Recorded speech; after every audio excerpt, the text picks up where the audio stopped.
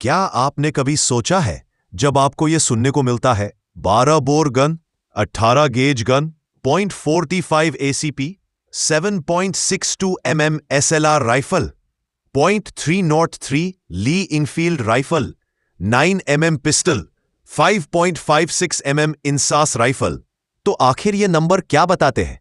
क्या ये गोली का आकार बताते हैं या उस हथियार की पावर? अगर आप भी इन बातों को सोचकर सभी की तरह परेशान या कंफ्यूज हैं, तो आज हम इस वीडियो के माध्यम से आपके सभी कंफ्यूजन्स को दूर करने वाले हैं। इसके लिए आप वीडियो के अंत तक हमारे साथ बने रहिए।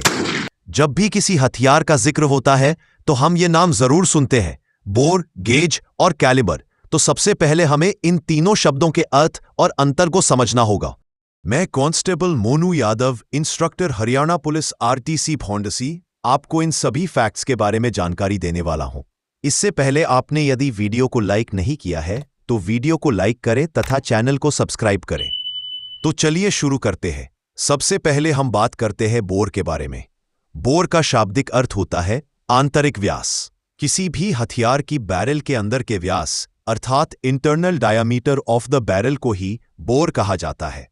जब यूरोप में शुरुआती तोपें और हाथों से चलाने वाले बंदूक जैसे हथियार बनना शुरू हुए, तब उनकी नली या बैरल के अंदर के व्यास को पहचानने का कोई स्टैंडर्ड तरीका नहीं था। उस समय इसे बस बोर जैसे शब्दों से बुलाया जाता था। बोर किसी भी नली या बैरल के अंदर के व्यास को मापने का स्टैंडर्ड मात्रक नहीं है, जैसे कि मीटर, सेंटीमीटर होते हैं, बल्कि यह तो खुद बैरल के अंदरूनी व्यास का नाम है। जैसे हम पानी के कुएं को बोरवेल कहते हैं, क्योंकि उसमें भी पानी को बाहर निकालने के लिए एक पाइप या नली का ही इस्तेमाल किया जाता है। अब हम बात करते हैं गेज के बारे में। तो 1700 ईस्वी के आसपास ब्रिटेन में माप की एक प्रणाली प्रचलित हुई जिसे गेज कहा जाने लगा। अर्थात हम ये कह सकते हैं कि बोर को मापने के लिए एक मात्रक या पैमाना बनाया गया जो गेज कहलाया। जैसे 12 गेज, 18 गेज, 20 गेज, 315 गेज। वास्तव में ये 12 गेज होता है, ना कि 12 बोर। ऐसे ही 18 गेज होता है, ना कि 18 बोर। हम आज भी बोलचाल की भाषा में बोर शब्द का प्रयोग करते हैं, परंतु इसको बोर न कहकर गेज बोला जाना चाहिए, क्योंकि हम दूरी बताते समय 2 किलोमीटर बोलते हैं, ना कि 2 दूरी। ऐसे ही हम वजन बताते समय 5 किलोग्राम बोलते हैं, ना कि ये बोलते हैं 5 वजन। गेज एक मापने की इकाई है जिसका इस्तेमाल खास तौर पर शॉटगन के बोर साइज या डायामीटर को बताने के लिए किया जाता है। ये राइफल या हैंडगन पर नहीं, बल्कि शॉटगन पर लागू होता है।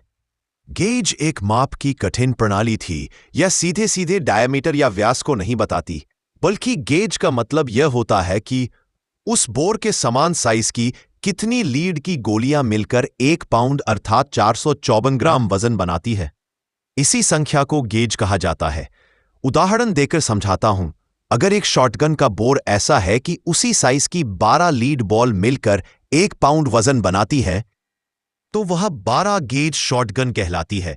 ऐसे ही अगर 20 लीड बॉल मिलकर 1 पाउंड बनाती है, तो वह 20 गेज शॉटगन कहलाती है। दूसरे शब्दों में, 1 पाउंड या 454 ग्राम वजन से बराबर बराबर वजन और आकार की जितनी भी छोटी छोटी गोलियां बनाई जाएंगी, तो उस छोटी गोली का जो भी व्यास या डायामीटर होगा, उसी व्यास की हथियार की बैरल का अंदरूनी व्यास या बोर होगा। यही गेज कहलाता है। अब हम बात करते हैं कैलिबर की। 19वीं सदी में इंडस्ट्रियल रेवोल्यूशन के बाद जब मशीनों से बंदूकें बनने लगी, तब एक समान मापन की जरूरत पड़ी और यहीं से कैलिबर शब्द लोकप्रिय हुआ। कैलिबर का शाब्दिक अर्थ भी बोर की तरह ही किसी भी नली का आंतरिक व्यास ही होता है, परंतु आधुनिक समय में हम बोर की बजाय कैलिबर कहना ज्यादा उचित मानते हैं। जैसे हम बोर को गेज में मापते हैं, ऐसे ही कैलिबर को mm अथवा मिलीमीटर और इंच में मापा जाता है।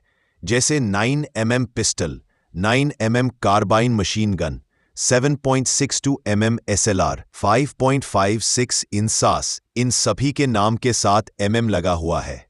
इसका अर्थ है कि इन सभी हथियारों का कैलिबर mm में मापा गया है। और .303 ली इनफील्ड, .22 LR, .45 ACP, तो इनके नाम के साथ ना ही mm लिखा हुआ है और ना ही इंच, बोर या गेज। अगर नाम के साथ ऐसे कुछ भी शब्द ना लिखे मिले तो उसका अर्थ यह समझा जाएगा कि उस हथियार का कैलिबर इंच में है।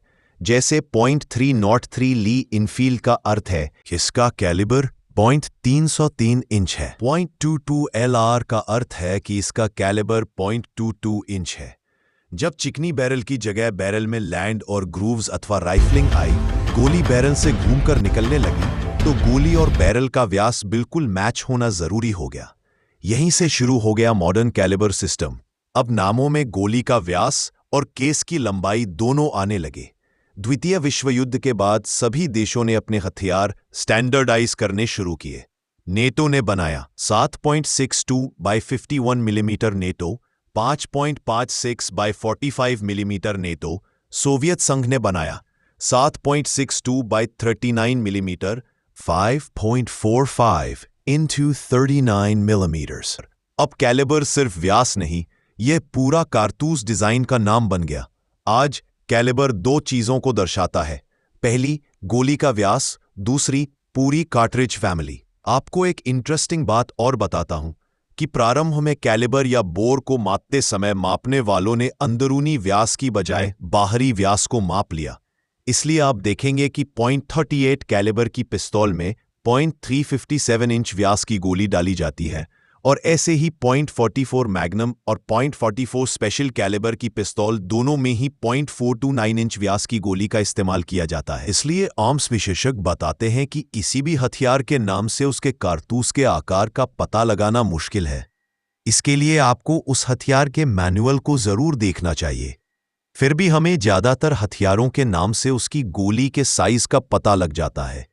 अतः हम कह सकते हैं कि कैलिबर का अर्थ होता है उसकी गोली का व्यास। इसका निष्कर्ष यह हुआ कि बोर और गेज शब्द शॉटगन हथियार के लिए प्रयोग किया जाता है, जबकि कैलिबर राइफल और पिस्तौल के लिए प्रयोग किया जाता है।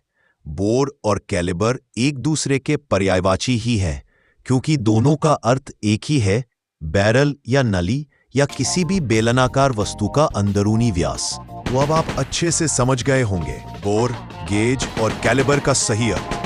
कमेंट बॉक्स में कमेंट करके आप हमें बताइए कि आपका पसंदीदा हथियार गेज और कैलिबर में कौन सा है। हमारे चैनल पर विजिट करने के लिए आपका आभार प्रकट करते हैं। ऐसी ही और भी ज्ञानवर्धक वीडियो के लिए हमारे चैनल को सब्सक्राइब करें। धन्यवाद। जय हिंद।